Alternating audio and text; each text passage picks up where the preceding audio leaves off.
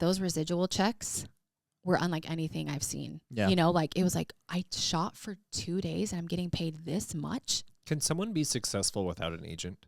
Every time I cried, and I mean, there's 300 people there, and they're like, "Kid, go," and I'm just supposed to be sobbing. It's better to be typecast than not cast. We did one for Verizon. Like Verizon Wireless. Oh, yeah. And they were like, we would normally fly you out to LA or New York to film this, but it's COVID. Being real with yourself and like really understanding like this is what I am, this is what I look like, this is where I fit. It takes some work, you know, to feel comfortable and look natural in front of a camera. How do you pick a good agency?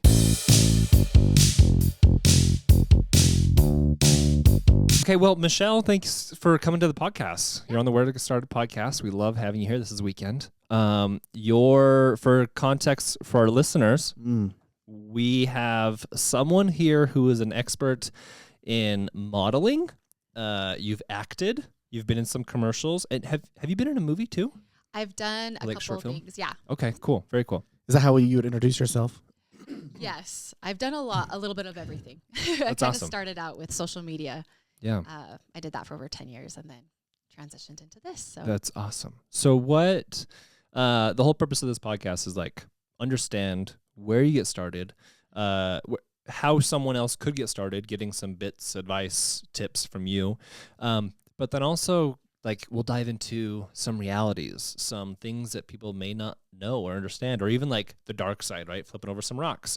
Because I think that I have had many friends in high school who went and modeled and they were taken advantage of, and there's various agencies. Yeah. So we can get into that a little bit later. But have you always wanted to do this career? Like, how did you get into this? And I know you said social media, but like, what was kind of your, I'm going to do this professionally? I have always loved acting. As a child, even, I was always loving that in front of people performing. Started piano when I was 4, just really loved music and singing and just performing and being in front of people. And in person, I was always really shy. But when I got put on a stage, I was a different person. You just lit up. Yeah, I loved imagining. I was kind of a weirdo that way. Yeah. I played Dungeons and Dragons, Yeah, so I I think totally we did get it. D&D. Oh, Love yeah. D&D. My brother did too, back in the day. Do you play too? I don't, but Okay. my daughter fell in love with Stranger Things, and she started playing D&D with her friends, and I was yes. like, it's back. Oh my gosh. It's Yeah. cool. Yeah. But yeah, so then I did it in middle school, and then in high school I quit all sports, everything, went all in on theater. So I did that and got off. I can't even speak. I got offered a few scholarships Oh, cool. at BYU and U of U, and I kind of just thought, I don't know if I want to do this. It's not that realistic of a job. If I wanted to get married someday or have kids someday, how could I be an actress thinking, you know, you have to move to New York or LA. Right. And so I switched my major and I went to the U of U and I did broadcast journalism. And then after I did get married and I had my first kid, YouTube was just starting. It was 2011. And I was like, I know how to edit. I know how to film. I know how to do all that. So maybe. Did you learn a lot of that in school? Yeah, I did all of that. So I did all the news broadcasting stuff in school.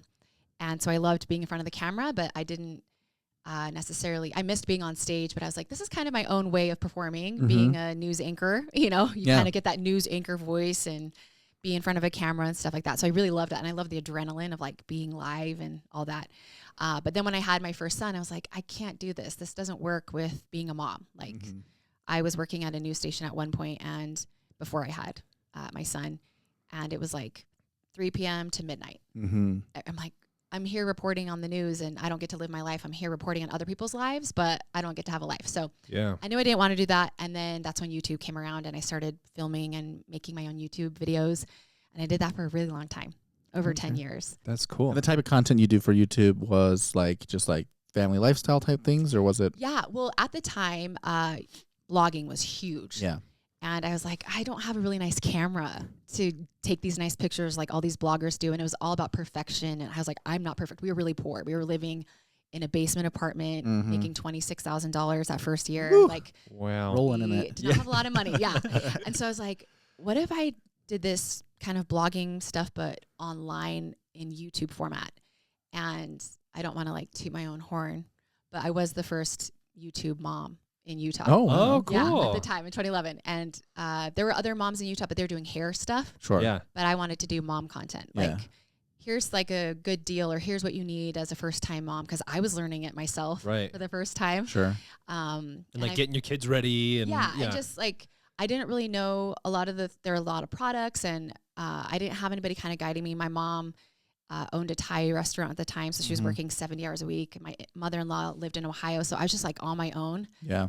Figuring it out, and I was like, there's nobody I feel like I can go to, because all these blogs are like, I'm perfect, look at my perfect life, and I was like, I don't We've know all what I'm seen doing. those. We've all seen those, which I'm Lies. glad they've kind of changed, but back then it was really all about perfection. So I was like, I want to just be real, and with video you couldn't edit it the same way with blogging, like you saw everything, like imperfections, and I really loved that. So I really wanted to find a community online, or create kind of a community that other moms like me could look up for advice, or like, hey, here's an inexpensive product, because we didn't have money, Right. that you could use that would work. So, And were you doing like affiliate marketing also at the time? Like, was that a thing, or was that didn't even exist? Oh, crazy. So I worked with a lot of brands, and it was the first time they had ever worked with a YouTuber. They didn't even know how it worked. Right. So we kind of were just making it up. It was really interesting. Yeah, times. you were so you were early, pioneering. Pioneering. Yeah, it was old school. Like, I remember this one really expensive skincare company sent me a huge box product, probably like a couple $1,000s worth of product. Yeah.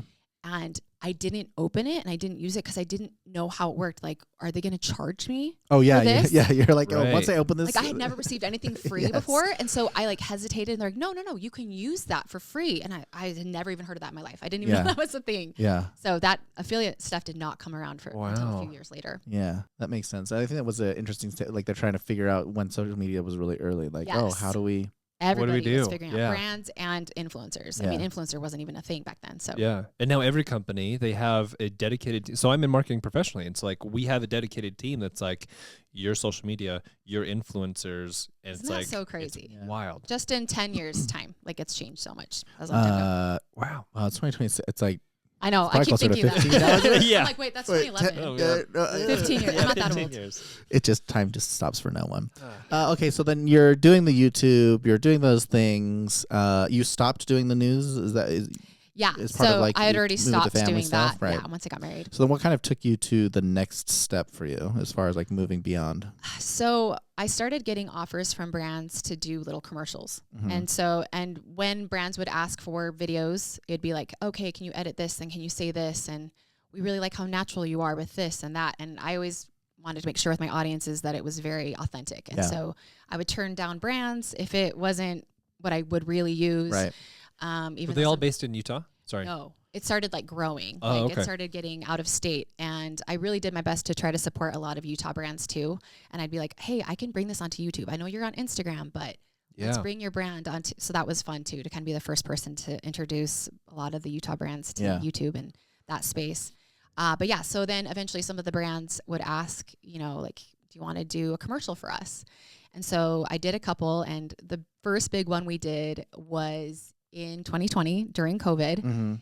And we did one for Verizon, like Verizon Wireless. And they were like, we would normally fly you out to LA or New York to film this, but it's COVID. Yeah. So they hired a production team here in Utah, and we had to film it outside of my driveway. Oh, really? Because it was COVID. And then the director was on a screen, and he was watching live from New York. Oh, like wow. directing the commercial. Yeah. And when I did that, I was like, I love this. Like, I love this so much more than keeping up with my social media insights and keeping up with how many followers I have. And like, this is what I love. I love performing. And so they gave me lines, and I could memorize it really fast. And they were like, whoa, you're so good at it. And I'm like, I did theater a long time ago. Thank you. I know. Yeah.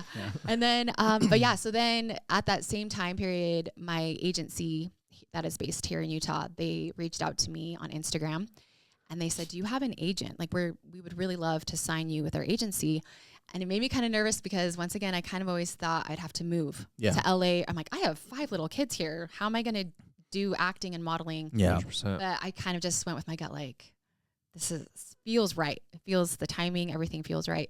So I got signed with my agency, and then that was 2021. I'm curious, as you were talking, there was a lot of questions that came to mind. How do you prep for an opportunity, like a commercial or a modeling gig or whatever? Like, if you have lines, I'm assuming they give you a script. They say, hey, say these things.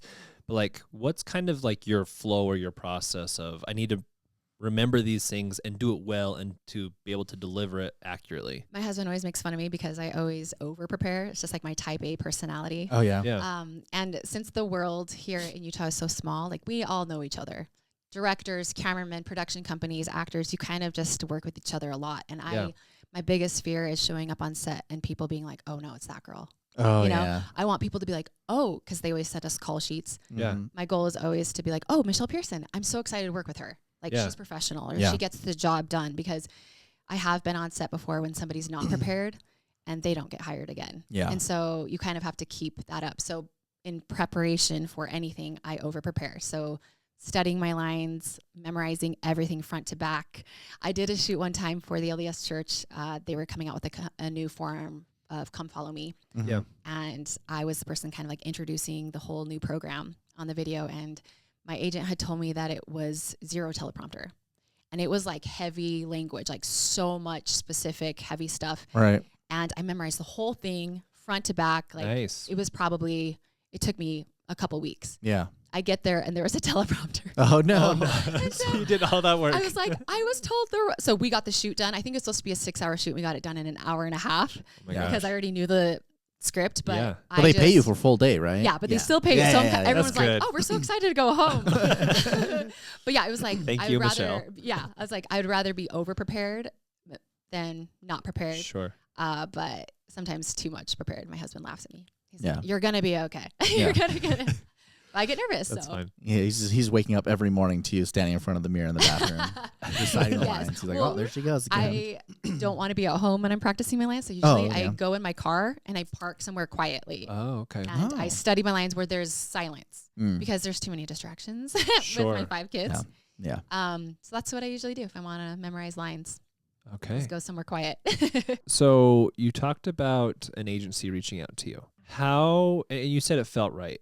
How, like, are there things that someone, if they're like, okay, I want to get into this world, I know I probably have to be with an agency in order to be like really successful because they're open, or they know of a lot of opportunities and they're kind of like the middleman, right? How do you pick a good agency? And how do you know like what are red flags? It's like, let's avoid that. Or like, I don't want to be taken advantage of where I do this gig and then they take X%, or they're not looking out for my best interests or whatever. Yeah, I did a lot of research before, and that's kind of why I was hesitant. I actually almost signed with a different agency, and I had a friend that is with my current agency. She was like, no, Michelle, do not go to that agency. They are bad news.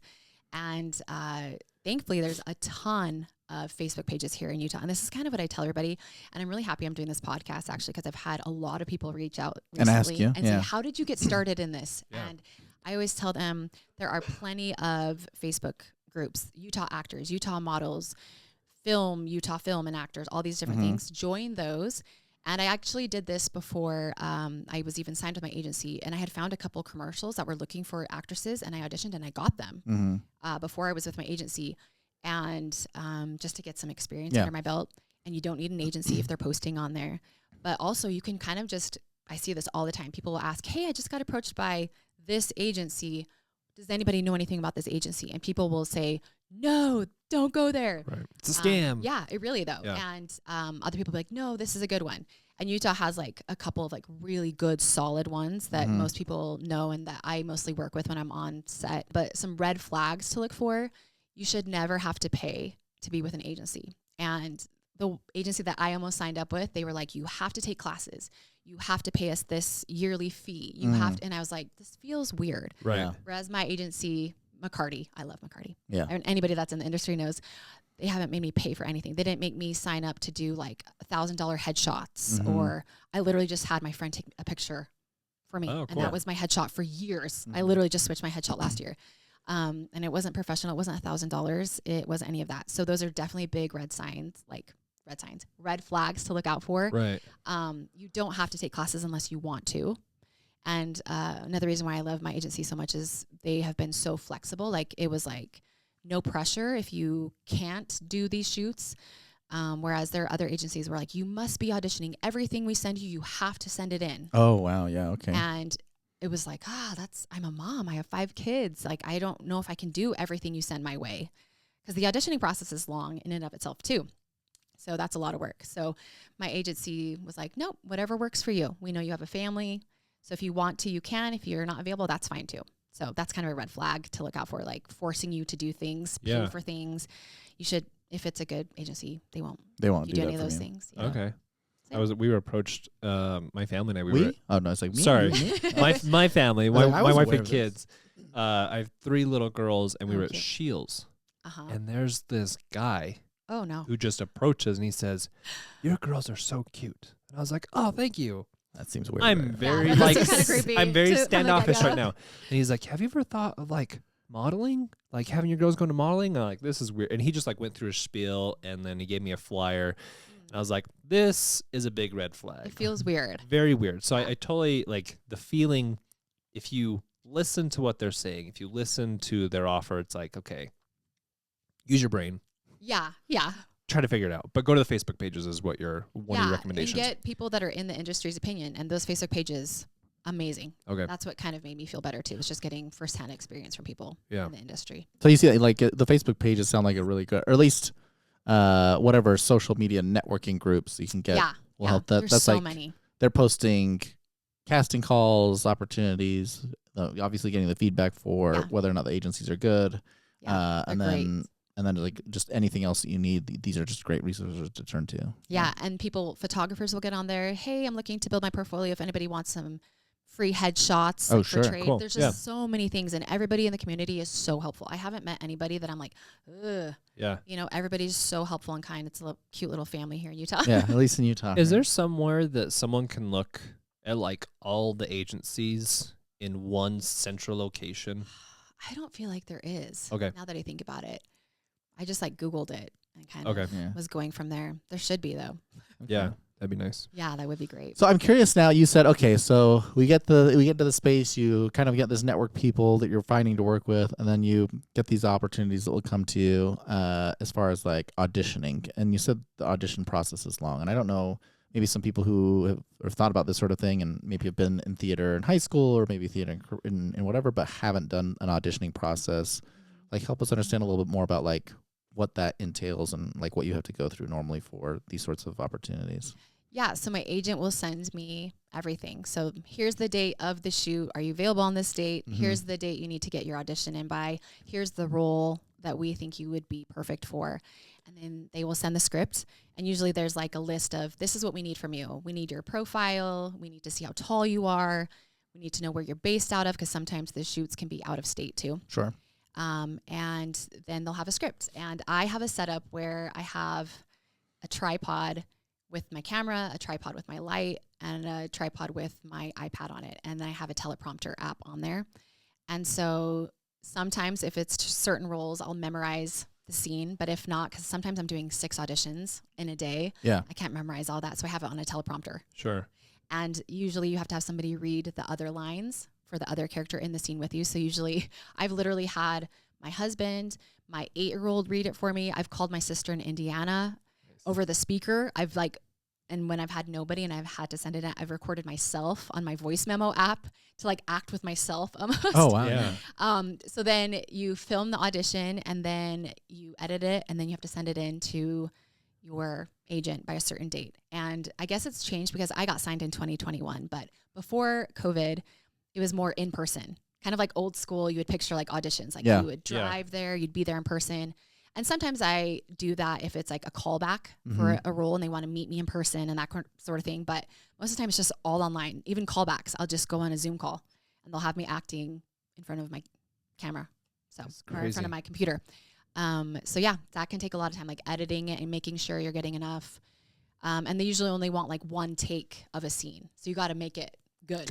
Yeah. Because they're like going through as like 100 sometimes of auditions, and they don't always want to like watch the whole scene or watch you do it different ways or that sort of thing. So yeah, when you say camera, like what kind of are you using? Like fancy equipment, or is this just like you got I off do Amazon? just because it's my YouTube camera. But a lot of people just use their phones. Like it doesn't have to be fancy. Like I know it sounds intimidating, everything, but it's like if you don't have the lighting, do it in front of a window.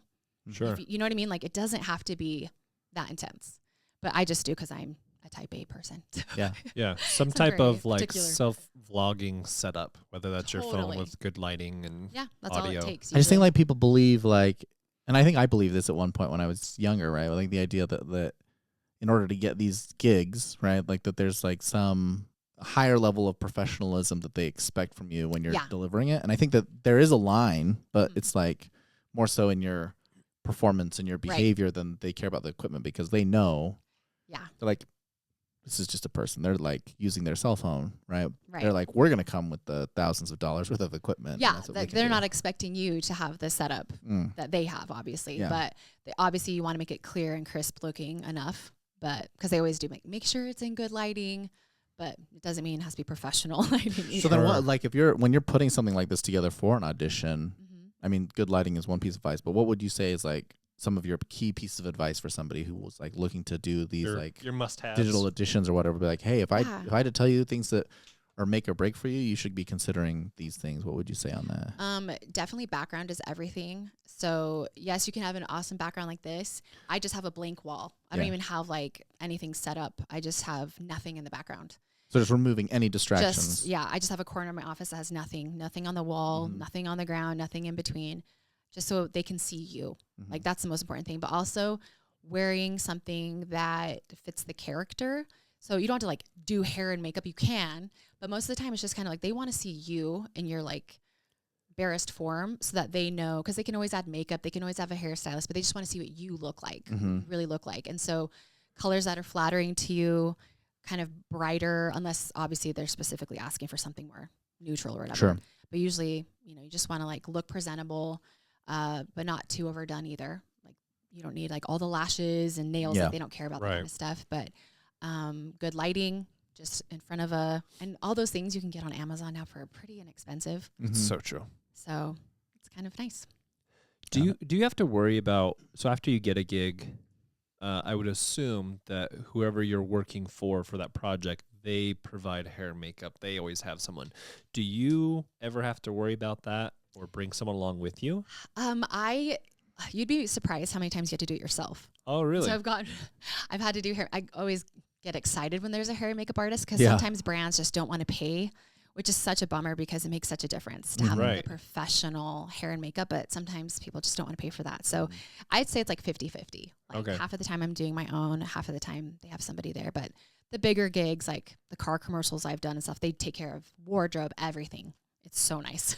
Yeah, no, that does sound nice. Because I would imagine that you then have to trust someone to be good enough. It's like, you Yeah. got to know my complexion. You got to know Right. my hair, like all those things on like what to do in order to make me look good enough. And if you have someone that is like, I know this person, we have a Yeah. relationship, like you can't always bring that person to all your gigs. Yeah, you don't get to choose. And thankfully, like I said, the community is small enough that I've worked with enough of them that it's like, okay, you're great. And I've honestly, in all my years doing it, I've never not liked the makeup done on me. Not even one time. Mm. Okay, So- cool. That makes Yeah. me. Well, you are doing it half the time. No, I'm Yeah. just kidding. I am. No, I've had to learn a lot for sure. So No, What- that's good. What's been your favorite gig? Like, Oh. what's been something that has stood out and that's kind of been either pivotal or just like super memorable that you've enjoyed? I mean, there's a handful for sure. They're all so different and unique. One of my favorites was I got to do the Book of Mormon series for the LDS Church. Yeah. And we filmed 7 days, I believe, out in the wilderness. And I did some scenes where there were like 200 or 300 background actors. And there was like a war scene. And it was just one of the most incredible experiences. We're laughing because both of us have actually been extras in Were you? different parts of Yes. this. He was in one of the fight scenes. I was don't a remember what it was. Lamanite. Yeah. Maybe you were, maybe I was there. I shaved my head and they Yes. gave me, and I had sword and shield, and I was. What year did you do it? Oh, who Oh, knows? wow. When was this? 'Cause they did it. I was in the last season of the Book of Mormon oh yeah, series. no, this is not. This is way before that. I did it during Lehi's Vision. So Oh, yeah, yeah. yeah, That was before. a few years, 4, 5 years I ago. don't know. Mine was pre-COVID, probably. Yeah. Yeah, yeah. I think it was like 4 years ago. Yeah. That's fun. Okay, so that's one. Is, Yeah, that one was really memorable just because it was so huge. Like I had never been on anything that big before. Yeah. Another time I did a commercial for a brand where it was like, it sounds funny, but it was for like anti-sweat stuff. Oh, sure. But they had me on a rig and it was just so creative how they were doing everything. So I was standing there still, but then things were happening to me as I was standing there. And it was almost a dance where like there was 10 people surrounding me, pulling things off of me, putting things in front of me. It's just really creative and really different. Yeah. That's crazy. And then just a couple months ago, I did something for Beehive Meals, another Utah brand. Oh, yeah. They're super popular. Yeah, and I filmed it with Film Lab, which is a production company that I love. I've worked with them so much here. And I was in a rig and I had to spin, like do a ton of stunt stuff. Yeah, yeah. And I'd never done anything like that before, and it was super cool. That's So, way cool. yeah, it was really fun. I love to do things that I would never normally do. Yeah. Yeah. Safety harnesses and everything. Yeah, it was crazy. That's I cool. was probably up like 15 feet in the air, and I was spinning and flipping and doing stuff. I was like, I can't believe I'm doing this. I Yeah. would not normally do this. Yeah. So, but it was that cool. does sound fun. Yeah. Okay, cool. I'm trying to think like other things like when you're advice you would give for people who wanted to get into this sort of thing, or maybe thinking about becoming an actor or a model or whatever it is. We know that the things you need for an audition, great. Yeah. Networking with your community, another great thing.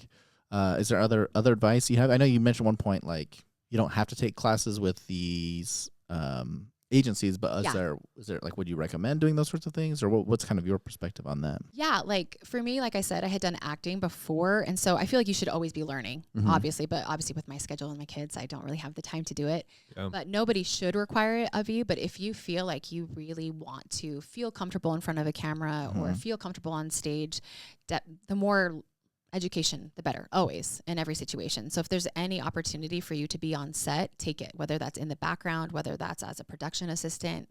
There's just always something to learn. And when you get kind of in the right circles, like I have done a lot of shoots where I didn't even audition. They just called me and asked me, hey, do you want to do this? We've worked with you before. Yeah. We know that you're capable of this or whatever. So definitely get the more experience, the better. So I don't think you're too good for any role. Yeah. In all reality, like I've done background roles for $25. It's like you just just to be on set, just to learn, but also be ready for rejection. Yeah. And realize that it's not personal. And a lot of times it sounds shallow. It's just how you look. So sometimes I'm put together with families and it's like, oh, I don't look Asian enough. And I'm like, I am Asian. Right. Yeah. I had a director one time say, can I ask you what ethnicity you are? Yeah. Like you weren't Asian enough. I'm like, I am Asian. He's like, but we needed somebody that looked more Asian. Yeah. And I'm like, what do you want from me? You know? Yeah. But it's not personal. It really isn't Right. personal. And they have to match you with the kid, with the husband to make sure you look the same. And once again, they're going through a lot of times hundreds of people. Yeah. And so what can you do to stick out? And I always think, okay, if I can be professional on set, if I can be prepared, if I can be kind, if I can be not a diva, which I've heard people can be, Sure. then people will think of you and they will remember you.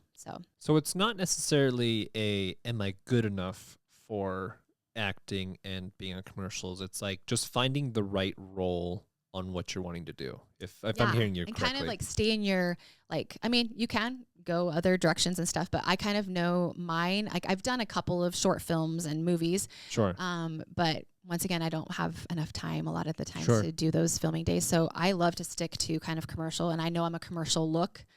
And that's kind of what I'm always kind of like a spokesperson and I'm like, that's my lane. I'm just going to stick with that. And that pays the bills. Yeah.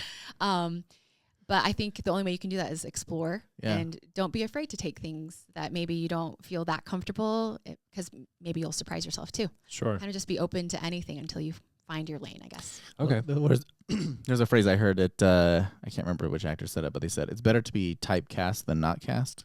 Absolutely. Right? And you're just like 100%. Yeah. This is what it's like Dwayne The Rock Johnson, right? Like he is this. And it's like, well, look at how he's made his career by being just that one thing, essentially, for every single episode. I'm like, oh, he's always the same guy. It's like, well, yeah, but he's always the same guy, and he's always getting He's work. done really well. Yeah. So I can kind of hear what you're saying. Like the idea of like being real with yourself and like really understanding like this is what I am, this is what I look like, this is where I fit, and like that's true. Like if you're not what they're looking for, it's nothing against you. It's just It that's really not what they're looking isn't. for. Yeah. Sometimes it just comes down to availability or anything like that. So what would you say is like working in it? Because Hollywood is Hollywood, right? It's like yeah. behind the scenes is one thing, what they actually put in front of the camera is the other. So from you, like the underside or things that people maybe would not know or would need to be like, hey, if you're going to get into this, here's something that you should definitely know about it before you get into it. Are we getting into the dark side? Yeah, maybe the a little dark bit. side. The underbelly. I'm trying to think. I feel I've had such good experiences here, but I mean, sometimes there are people with egos that you work with. That's always going to happen. Once again, I was always so surprised that Utah is so busy. And I've been on shoots like for big commercials, for national commercials for like Hyundai and Nissan. And they flew in all these LA actors and they wouldn't even talk to me because I was a Utah actor. I wasn't in LA. I'm like, we're on the same commercial here. Right. Yeah. So I drove 30 minutes. You had to fly here for a few days. You know, it's like there will be egos there, but I don't feel like that's that common in Utah. I know it's so different in LA and New York when I work with other actors that open up and kind of tell me. So I feel like I'm kind of lucky to be in this little bubble here in Utah. Sure. But yeah, I mean, I haven't really experienced anything horrible as far as dark side. Like it can be oversaturated here in Utah because I think everyone thinks they can do it. Yeah. Which technically, yes, everybody can. But the biggest thing is your work ethic is everything, because I've been on sets where they've asked influencers to come and be in the commercial. They're late, they're loud, they're, you know, kind of too good to be there. And the people on the set, the makeup artists, they get really frustrated. Like, you can tell these aren't actors, these are influencers. Sure. Because there is a work ethic and there is an understanding of how it works and a respect that I think you learn when you're on set versus like, I'm on my own camera, I'm doing my own editing. You know, it's just a different vibe. As far as that's concerned. But yeah, I can't really think of anything like crazy dark that I've experienced. I've been very lucky with my agent. I feel like they've kind of protected me and shielded me. They kind of vet everything out for me too. So that's good. That's nice. Yeah. I think it is weird just because like we've been on some stuff. We have also close friends who are like video producers, filmmakers and stuff. We've had some of those guests on the podcast. We had like Nisha DeGaring on here as well. Oh, yeah. And it's been like stepping into that world, just even as an observer.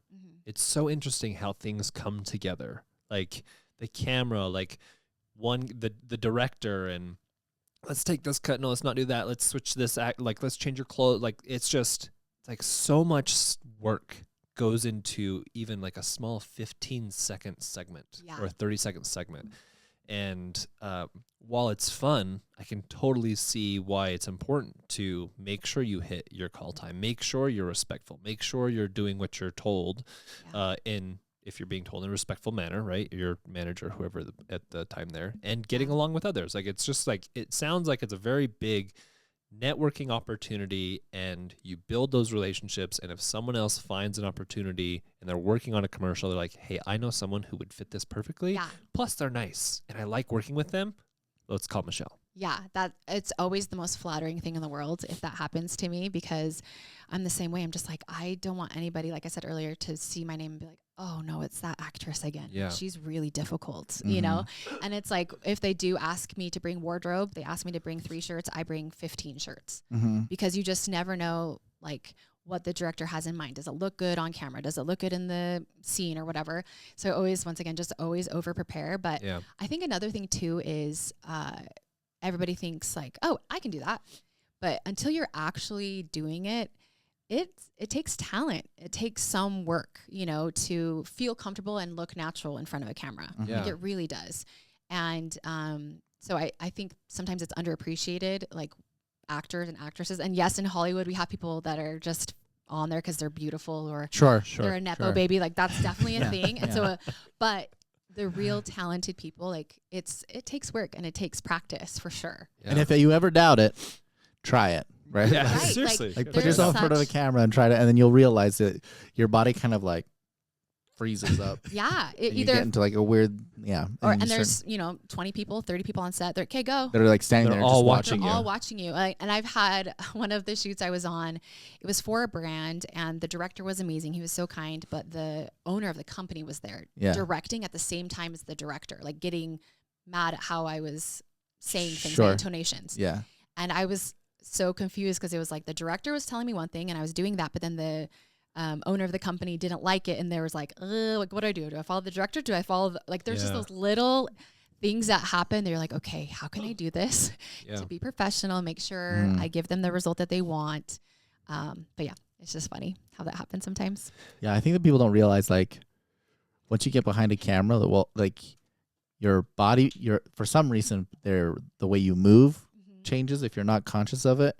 And in so many cases, people, like, the way that they talk, it's different, just completely changes. And you don't notice until you, like, put yourself behind a camera and you're like, oh, like, why am I doing that? Why did I go 2 octaves higher? Really though. Why did my cadence change in the way that I'm suddenly speaking? My wife does it. It's funny because we've done things where, like, we put a microphone in front of them and then she starts talking slightly different. And then afterwards she'd be like, why am I talking this way? I have like a radio everybody voice. does it. I have like a YouTube voice for sure. Yeah. I have an announcer voice, a YouTuber voice. I have, everybody does. And you just don't realize it sometimes, but. Yeah. Is there a mental toll or like an exhaustion that acting and modeling and stuff takes? 100%. Just with that Book of Mormon series that I was doing. Yeah. The scene that I was doing it was my husband was killed in front of me and in front of our kids. Yeah. And it was so emotionally like taxing on me because when you're acting, you're pulling from realness. Yeah. Yeah. And at that time, it was 2022. So it was 4 years ago. Well, so maybe we were overlap there at the same somewhere. time. Yeah, maybe. But I was a missionary in Ukraine. Okay. And the war in Ukraine had just broken out that year. Yeah. And the guy who played my husband in that series was actually half Ukrainian and half Tongan. So it was just so crazy. So every time I cried, and I mean, there's 300 people there, and they're like, "Okay, go." And I'm just supposed to be sobbing, and the camera is right in front of my face. Yeah. The only way the audience can feel that is if it's real to you. Right. And so every time I would just think about my friends in Ukraine, think about people, and I could just cry and cry. And I think it was like a 2-hour drive home, 2-hour drive there and back. And we'd have these 14-hour, 16-hour shooting days. I was exhausted because it was just like, it would take everything out of me to play that role because it was real. I was feeling real pain and real sadness. And other times it's really stressful just because you're trying to get your lines correct. Right. Yeah. And it's really technical. Like that one commercial I told you about, that there's all these moving parts around me and getting the beat right. And it was just like day after day. And sometimes you're filming multiple days in a row. It's a lot. And we always joke on set, it's like you wait around a lot and then you shoot for a second and then you go wait around a lot again. Like there's a lot of sitting and waiting that you don't really expect. Yeah. So if you want to be an actor, get into reading. Yeah. Get into reading. Bring some books and read those on set. Yep. Yeah, no, I can imagine like that. The idea of like essentially having to experience like either extremely positive or extremely negative emotions, like back to back to back to back to back continuously for 10 hours, right? And then being like, oh, okay, now see you, thanks, go home. And then now you're driving home and you're just like, wow. Yeah. That was heavy. Like, worn out. Yeah. Yeah. I guess that is kind of like, not maybe a dark side, but one of those like realities of thinking about like, oh, if you want to get into this, like, you know, doing this sort of mental toll on you is something that you have to be prepared for. So you got to learn how to really hone in those emotions and have, like, do you always have specific events where it's like, I know I need to be sad and crying. Here's this thing. Your cry memory? Yeah, and like your happy memory, or like, are there, I don't know if... I feel like it just depends on where I'm at in life. Because like that was like perfect. It was like, oh, I'm already feeling these feelings. So they're like right on the surface, right? You know, so other times it maybe I'd have to dig a little deeper to kind of remember something, but I always have to pull from something real or else it doesn't feel real on the screen. Sure. So, yeah. Okay. If you had anything that we haven't talked about so far, if somebody, you know, you went out to lunch with somebody who's thinking about becoming an actor or model or whatever, and they're saying, hey, you know, what kind of additional advice would you give me? Is there anything we haven't covered yet that you'd be like, oh, these are the kind of things that I would definitely want you to know if you were considering getting into this at all? I say if you're interested, go for it. And don't give up and just realize that you're going to get more no's than yeses. That's just the name of the game. Like I get booked a lot, but it's also because I'm auditioning a lot and I'm getting told no 3 times more than I'm getting told yes. Yeah. And that's just the reality. But if you really want it, it's not just going to magically come to you either. You have to put yourself out there. I got really lucky and I was putting myself out there on social media. But then I also was like dabbling with the Facebook groups and auditioning for things where I didn't know a soul. Mhm. I didn't have any connections at the time. But just be willing to put yourself out there and do things that maybe or you're just doing it for trade. Because at first, once again, you don't have any agency or anything. So just do it for trade, just so you can get experience in front of the camera. That's like everything. The more experience, the better. So if you want to try out for your community's play, do that, and just do anything you can to kind of expose yourself or reach out to, there's so many brands in Utah. If they would want to do a trade for modeling. I don't do modeling as much. It's not my favorite. Sure. But there are so many brands in Utah that I've modeled for that just found me on Instagram. Or I can reach out to them too. I know people have done that too. They'll just reach out or kind of say, hey, do you need anybody? I'll do it for trade. And That's just cool. be willing to be told no.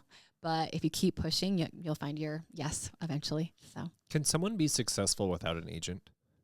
I feel like I've had a lot of people reach out to me and ask me that, like, hey, like I'm thinking about doing this. Like I kind of do this myself. Yeah. I think you can be successful, yes.